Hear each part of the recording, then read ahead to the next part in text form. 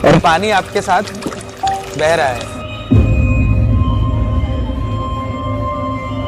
आपके मन में जो भी प्रश्न है आप नारद जी से पूछ सकते हैं। ये है डिजिटल महाकुंभ अनुभूति केंद्र।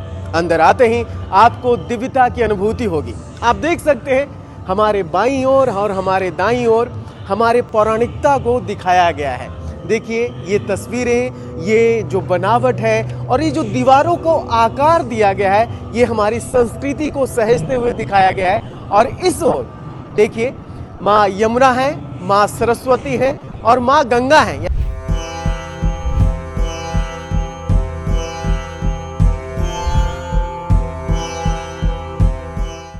जब समुद्र मंथन हुआ था तो अमृत के साथ विष भी निकला था और विष का पान किया था देवों के देव महादेव ने।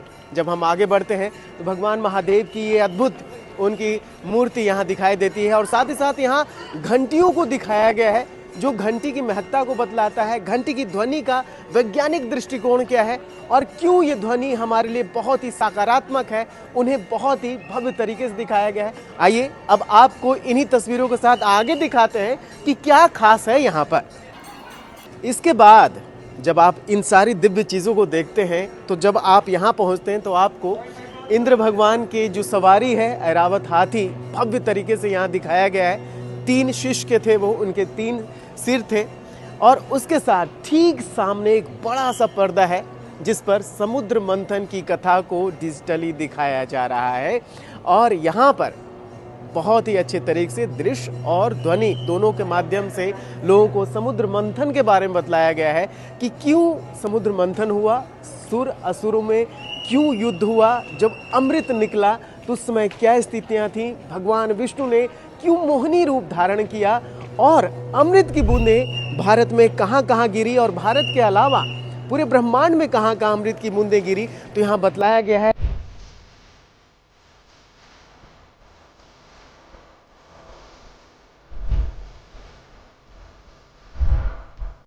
3 हफ्ते के अंदर ये पूरा कंसेप्ट डिज़ाइन किया गया है, सारा फैब्रिकेशन हुआ है, साइड पे सेटअप किया है, जो एनिमेशंस हैं, मूवीज़ हैं, वो सब बनाई गई हैं। जितने स्कल्पचर्स आप देख रहे हैं यहाँ पे, उन सबको हाथ से पिरोया गया है। सारी टेक्नोलॉजी है, virtual reality, artificial intelligence, lidar technology है, प्रोजेक्शंस हैं, लेज़र प्रोजेक्शंस हैं। ये सब इन्हीं 3-3.5 हफ्तों में बनाया गया है और डिलीवर किया गया है। अगर आप चलेंगे तो आप ऐसा लगेगा कि आप गंगा के तट पर चल रहे हैं और पानी आपके साथ बह रहा है जी। एक एक्सपीरियंस देने की कोशिश की गई है लोगों को। अब जब हम यहाँ आते हैं तो ये हमारे घाट को दिखाया गया है। जब आप यहाँ आते हैं तो लगता है कि सचमुच हम वास्तविक रूप से घाट के नज़दीक आ गए हैं। और ये डिजिटली आप दीप दान कर सकते हैं। देखिए हमने यहाँ पुश किया और वहाँ स्क्रीन पर दीप दिख रहे हैं जो हमने दान किया है। तो बहुत ही अच्छे तरीके से इसे दिखाया गया है जिसे देखकर लगता है कि वाकई में सचमुच हम दीप दान कर रहे हैं। इसके दूसरी तरफ अगर हम जाते हैं तो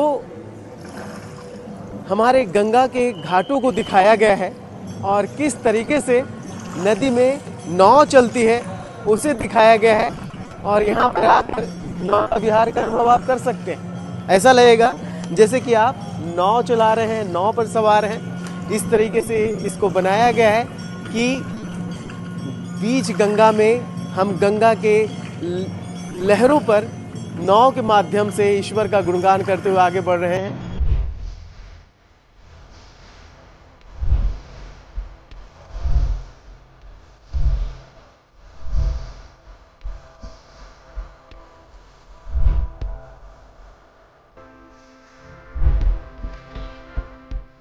यहाँ पर आपको डिजिटली नारद जी के भी दर्शन होंगे, यानी कि इस तरीके से बनाया गया है कि आपके मन में जो भी प्रश्न है आप नारद जी से पूछ सकते हैं। बहुत ही आकर्षक है जी। अगर मुझे पूछना हो नारद जी से, जीवन में आगे कैसे बढ़ा जा सकता है? जीवन में आगे बढ़ने का सबसे महत्वपूर्ण पहलू है आत्म साक्षात्कार और आत्मविकास। अपने आप को जानें, अपनी क्षमताओं को पहचानें और उन्हें निखारें। सकारात्मक दृष्टिकोण अपनाएं और अपने लक्ष्य पर ध्यान केंद्रित करें। जी बिल्कुल, आपने देखा नारायण नारायण की बात के साथ नारद जी ने हमें बताया, जो प्रश्न आप करेंगे वो बताएंगे कि जीवन में कैसे आगे बढ़ा जा सकता है। और बिल्कुल सुनकर ऐसा लग रहा है कि वाकई जो उन्होंने कहा, समय का प्रबंधन करें, अपने स्वास्थ्य पर ध्यान दें, अपने जीवन को आत्म साक्षात्कार की ओर मोड़ें। तो बहुत सारे जो प्रश्न आप करेंगे उसका जवाब नारद जी देंगे। तो ये चीज़ें जो हैं बहुत ही आकर्षक है। आगे बढ़ते हैं तो अखाड़ों के बारे में यहाँ बताया गया है कि अखाड़े क्या हैं, उनका क्या उद्देश्य है, कितने प्रकार के अखाड़े हैं और क्या उनकी प्रासंगिकता है, उनके रहने से क्या लाभ है, हमारी संस्कृति की किस तरीके से वो रक्षा कर रहे हैं।